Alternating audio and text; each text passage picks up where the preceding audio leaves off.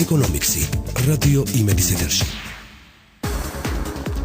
ეთერშია გადაცემა ეკონომიქსის სტუდიაში თეაშველიძე მუშაობს. მოგესალმებით. რამდენიმე წუთში თქვენ შეიტყობთ არქიმედესგან დაზარალებული კლინიკები 5 მილიონი ლარის კომპენსაციას მიიღებენ. რუსული კომპანიების ფასიანი ქაღალდები და რუბლი ვარდნას განიცდის. ეკონომიქსი რადიო იმედის ეთერში. ქართული ღვინის კომპანიები კი აცხადებენ, რომ გრივნის დევალვაცია ქართული ღვინის ექსპორტზე უკრაინაში უარყოფითად აისახება. პოლიტიკური დაძაბულობის გამო უკრაინის ეროვნული ვალუტა მნიშვნელოვნად გაუფასურდა. სავარაუდოდ დაეცემა მოსახლეობის მწყიდველობით უნარიანობაც. თუმცა ჩვენ ძალიან გაგვიჭირდება ფასების კორექტირება ჩვენი პარტნიორი დისტრიბუტორებისთვის, რადგან გასულ წელს რთველზე ყურძენი საკმაოდ ზვირად შევისყიდებთ, აღნიშნავს თბილ ღვინოს ერთ-ერთი დამფუძნებელი. როგორ აისახება მიმდინარე პროცესები ქართული ღვინის ექსპორტზე, ღვინის ეროვნული სააგენტოს თავმჯდომარე ლევან დავითაშვილი გვეტყვის პირდაპირ ეთერში. ბატონო ლევან, მოგესალმებით. პირველ რიგში დიდი მადლობა გადაცემაში მონაწილეობისთვის და თქვენ უკვე მოისმინეთ ის ინფორმაცია, რომელიც ჩვენ გავაჟღერეთ, საუბარია ქართული ღვინის კომპანიების პოზიციაზე მიმდინარე პროცესებთან დაკავშირებით. თქვენ როგორც ღვინის ეროვნული სააგენტოს თავმჯდომარე, როგორი მდგომარეობა დღეს, რა სიტუაცია არის და როგორ ფიქრობთ, როგორ აისახება ეს ყველაფერი ქართული ღვინის ექსპორტზე? მე ალბათ დავეთანხმები ღვინის კომპანიებს ამ ანალიზში, იმიტომ რომ აქ დიდი არაფერია განსაკუთრებული დასკვნების გამოსატანად. ეს ყველაფერი ძალიან მარტივი, როდესაც უფასურდება იქ ადგილობრივი ვალუტა, თქვენ სწორად აღნიშნეთ, მცირელობითი უნარი მოსახლეობის მცირდება, შესაბამისად იმპორტირებული პროდუქტი, რომელიც უცხოურ ვალუტაში გამოისახება, ძვირდება. ანუ ქართული ღვინო მარტივად რო ვთქვა, ძვირდება როგორც უკრაინაში და იგივე ტენდენციაა პრინციპში რუსეთში, შესაბამისად არაკონკურენტუნარიან მდგომარეობაში ვდგებით, საერთოდ იმპორტირებული ანუ ექსპორტიორები. არ იგულისხმება მხოლოდ საქართველოს, იგულისხმება ნებისმიერი ექსპორტიორი ქვეყანა, რომელიც ღვინოს ყიდის ამ ორ ბაზარზე. თუმცა ჩვენთვის ეს კრიტიკულად მნიშვნელოვანია, რომ აქ იყოს სტაბილურობა, იმიტომ რომ ჩვენი ექსპორტის ძალიან დიდი წილი მოდის ამ ორ ბაზარზე. რუსეთი და უკრაინა ნომერი 1 და ნომერი 2 იმპორტიორები არიან ქართული ღვინის. აქედან გამომდინარე ამ ქვეყნებში ეკონომიკური სტაბილურობა, პირველ რიგში პოლიტიკური სტაბილურობა, რომელიც შესაბამისად გამოიწვევს ეკონომიკურ სტაბილურობას, ძალიან მნიშვნელოვანია ჩვენთვის და ეს არის. და ბატონო ლევან, თუ ფლობთ ამ ეტაპზე რაიმე სახის ინფორმაციას, რომელიმე ქვეყანაში გაყიდვების შემცირების თაობაზე? ეს ძალიან რთულია, იმიტომ რომ ჩვენ აღვიცვათ ექსპორტს, ანუ გადატვირთვას ფიზიკურად, ამ ეტაპზე რომ გითხრათ, წინა წლის ანალოგიურ მაჩვენებლებთან შედარებით არის მხოლოდ ზრდა. მაგრამ ჩვენ რადგანაც ვიცით, რომ იქ არსებობს უკვე სავალუტო პრობლემები, ეს ნიშნავს, რომ შეიძლება გადახდებთან დაკავშირებით იყოს პრობლემები, იქ შეფერხდეს, ანუ ეს ძალიან მყისიერად არის ახება ხოლმე ჩვენ სტატისტიკაში, მაგრამ შეიძლება შემდეგ თვეებში გამოჩნდეს პრობლემები.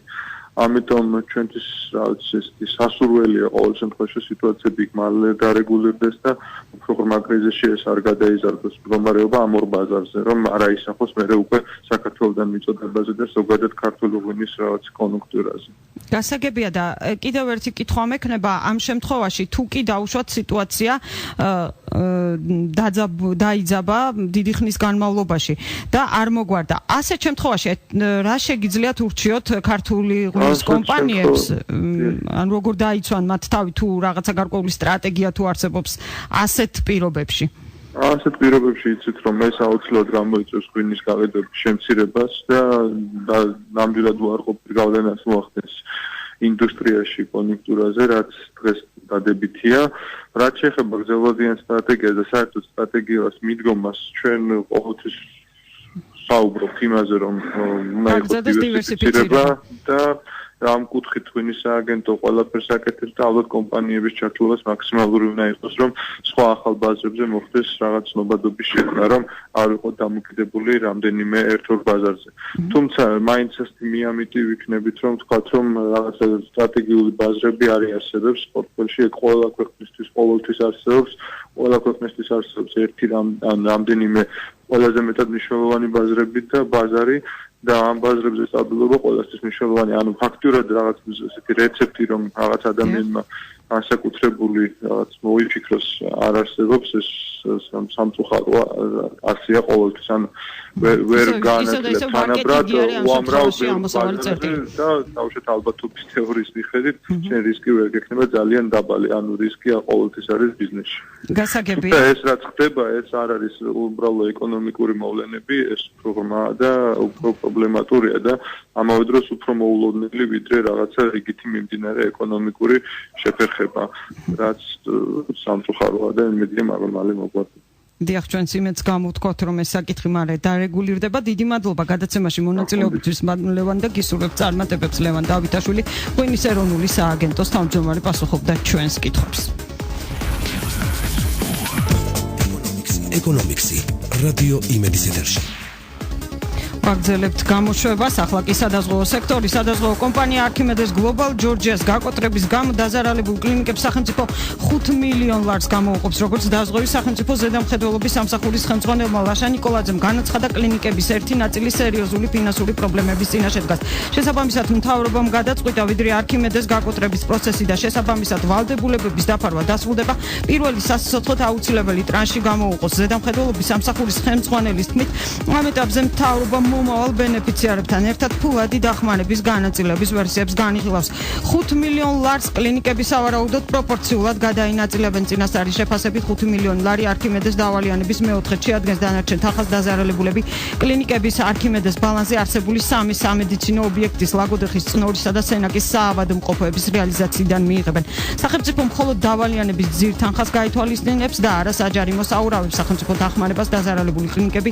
1 აპრილიდან მიიღებენ ახლა შეგახსენებთ რომ სადაზღვეო კომპანია არქიმედეს გლობალ ჯორჯიას გაკოტრების შესახებ გადაწყვეტილება გასული წლის 31 დეკემბერს მიიღებს სახელმწიფო სადაზღვეო პროგრამის ფარგლებში არქიმედეს გლობალ ჯორჯიაში საქართველოს 300,000-ზე მეტი მოქალაქე იყო დაზღვეული და ბოლოს ინფორმაცია უცხოეთიდან რუსული კომპანიების ფასიანი ქაღალდები და რუბლი ვარნას განიცდის უკრაინაში განვითარებული მოვლენების ფონზე რუსული კომპანიების აქციები ეცემა მოსკოვის ბანკთა შორის სავალუტო ბირჟის მონაცემებით აქციების ვარნა 5.8% ხოლო რუსეთის საფონდო ინდექსის მიხედვით 7.5% შეადგინა დაეცა ისეთი გიგანტი კომპანიების აქციები როგორიცაა VTB ბანკი, გაზპრომი, გაზპრომნეფტი, ლუკოილი, ნოვატეკი, ნორნიკელი, პოლუს ზოლოტა, როსნეფტის, როსტელკომი, სბერბანკის, სურგუტნეფტგაზი, ტატნეფტი. ანალიტიკოსების შეფასებით ინდექსების დაცემის გამო რუსულმა კომპანიებმა საერთო ჯამში 2 ტრილიონი რუბლის ზარალი განიცადეს. სავალუტო ბირჟაზე კი რუსული რუბლის დასუსტება თვალშისაცემია 1 евро 50 რუბლს, ხოლო 1 დოლარი 36 რუბლს შეადგენს. რუსეთის ცენტრალურმა ბანკმა რეფინანსირების წლიური განაკვეთი 5.5% და 7%-მდე გაზარდა.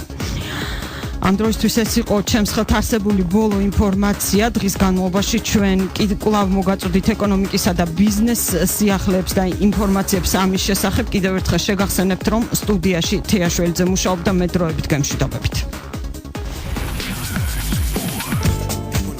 ეკონომიკსი რადიო იმედის ეთერში.